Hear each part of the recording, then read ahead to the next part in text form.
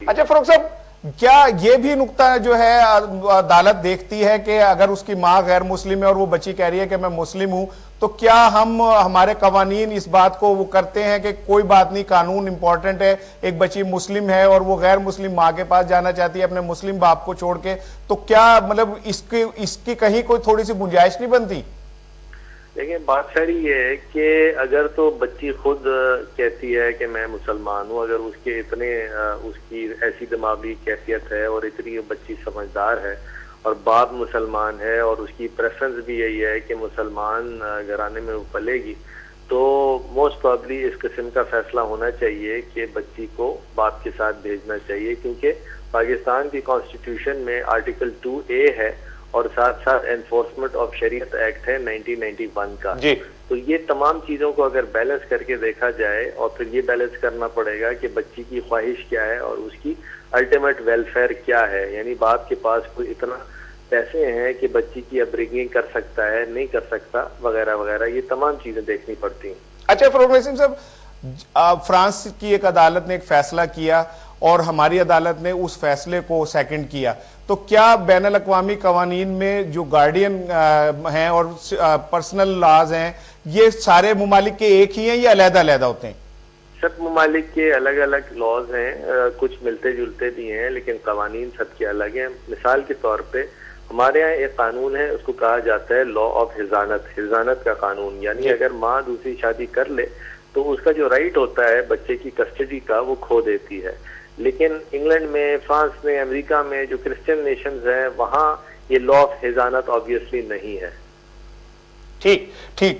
اچھا ذوالفقار صاحب، آپ نے فروخ نسیم صاحب کی گفتگو سنی، اس سے تو ایسا لگتا ہے کہ ایک بچی کو زبردستی جو ہے اس عورت کے حوالے کر دیا گیا جس کے ساتھ وہ جانا نہیں چاہ رہی تھی. میں سمجھتا ہوں کہ میں اپنے بھائی سے یہ سوال کروں گا، دیکھیے ملک کا لا ہے، law of the welfare of the minor جو ہے اس کو دیکھنا ہے. اس کے لیے ایویڈنس آئی ہے، دونوں طرف سے ایویڈنس آئی ہے، دونوں پارٹیز نے اپنی طرف سے، اور کورٹ نے ان سارے معاملات کو، نیچے ٹرائل کورٹ نے دیکھا ہے، نیچے جو لان اپیلٹ کورٹ ہے اس نے اس کو ڈیسائیڈ کیا ہے. اس کے بعد ہائی کورٹ میں بھی جو آیا فیصلہ وہ دیکھیں، جج صاحب نے جو اس کی دی ہے کسٹڈی، ان سارے معاملات کو سامنے رکھتے ہوئے دی ہے. جو میرے بھائی پہلے بات کہہ رہے تھے کہ ہمیں سنا ہی نہیں گیا، تو میں سمجھتا ہوں کہ یہ بات بالکل غلط ہے. اب آپ دیکھیں ایک بچی جو ہے وہ 2005 سے جو ہے وہ پاکستان میں ہے، اس کی ماں اس کے پیچھے جو ہے ماری پھیر رہی ہے. حالیہ جیسے ایک دور دراز ملک پاکستان آگے ایک چھوٹے سے شہر میں جا کے وہ بچی کے لیے کوشش کرتی ہے. تو بچی کی ویلفیئر کو جو ہے اس کا سوال ڈیسائیڈ کیا ہے کورٹ نے، وہ سارے وہ امور کو مد نظر رکھا ہے. کورٹ نے دونوں پارٹیز کی پلیڈنگ کو دیکھتے ہوئے اس کے ایشوز فریم کیے ہیں. میں اپنے دونوں بھائیوں سے یہ ریکویسٹ کروں گا کہ کائنڈلی وہ اپنا ہائی کورٹ کے فیصلے سے پہلے اگر وہ لوور کورٹ کا فیصلہ دیکھ لیتے ہیں، جن میں دونوں کورٹوں جو دونوں نیچے گارڈین کورٹ اور جو لوور اپیلٹ کورٹ ہے، دونوں میں یہ دیکھیں کہ کیا اس معاملات کے اوپر ایویڈنس آئی ہے نہیں آئی. جی رانا صاحب، آپ اس کا بہتر جواب دے سکتے ہیں. رہا ہوں کہ اس وقت بچی کی عمر بہت چھوٹی تھی، ابھی صورتحال بالکل ڈیفرنٹ تھی. میں نے اس لیے پہلے کویسچن پٹ کیا تھا جو صاحب آپ کو کہ آیا کسٹڈی کے میٹرز پرپیچول ہوتے ہیں، دائمی ہوتے ہیں، وہ ہمیشہ وہی رہیں گے، وہ ایک سرکمسٹانسز کے ساتھ چینج ہوتے ہیں. جب مائنر جو ہے وہ اپنی پریفرنس دیتا ہے، مائنر کی ایج زیادہ ہوتی ہے، تو یہ فیصلے جو ہیں وہ چینج ہو جاتے ہیں. پہلا فیصلہ ختم ہو سکتا ہے، نیا فیصلہ آ سکتا ہے. اس میں کوئی ایسی چیز بائنڈنگ نہیں ہے کہ ایک فیصلہ کورٹ نے دے دیا ہے تو وہ وہی رہے گا. ایون اگر آمنہ کا والد کوئی بھی ریمیڈی اویل نہ کرتا، سیشن کورٹ بھی نہ جاتا، ہائی کورٹ بھی نہ جاتا، اور بچی کی عمر زیادہ ہو جاتی اور اس کے بعد وہ کہتی میں نے فادر کے پاس رہنا ہے، تو نیچے والا جو فیصلہ تھا وہ انفورس نہیں ہو سکتا تھا.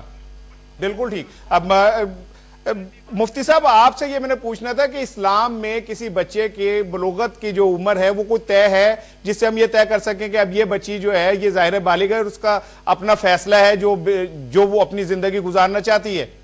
دیکھیں جی، صورتحال یہ ہے کہ الحمدللہ پاکستان کا جو قانون ہے نا وہ بالکل شریعت اسلامیہ کے مطابق ہے. ٹھیک.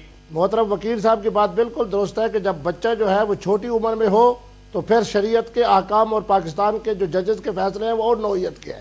جب بچہ یا بچی بڑی عمر میں ہو جاتے ہیں تو اس صورتحال کے اندر یہ دیکھا جاتا ہے کہ اب بچہ اور بچی کیا چاہتے ہیں. میں نے پہلے بھی آپ کو عرض کیا کہ 4 احادیث مقدسہ بڑے واضح انداز میں احادیث مقدسہ ہماری رہنمائی کر رہی ہیں، اور میں نے جسٹس صاحبان کے نام بھی لیے کہ انہوں نے انہی کی روشنی میں یہ فیصلہ کیا کہ کہ چونکہ اسلام کے اندر اور دین کے اندر ہمارے لیے سب کے لیے جو محترم شخصیت ہے وہ ہمارے نبی رحمت ہے، انہی کا قانون ہمارے لیے دائمی ہے، انہی کے فرامین کی روشنی کے اندر یہ ہے کہ جب بچہ جو ہے لیکن یہ بھی تو دیکھیں کہ ایک ماں ہے جب پابند ہے کہ اس کے مطابق فیصلہ کرے۔ ٹھیک، لیکن ایک یہ دیکھیں نا، ایک طرف ایک ماں بھی تو ہے جس نے اسے پیدا کیا، اس کے کوئی جذبات، اس کا کوئی مقام نہیں ہے۔ بات یہ ہے کہ میں والدہ کے حوالے سے نہیں، اب مجھے نہیں معلوم، مجھے تو یہ بھی بتایا گیا کہ محترمہ اس دن آئی ہے جس دن کے فاضل جج صاحب نے ایک غلط فیصلہ کر کے اپنا اس بچی کو ماں کے سپورٹ کیا ہے۔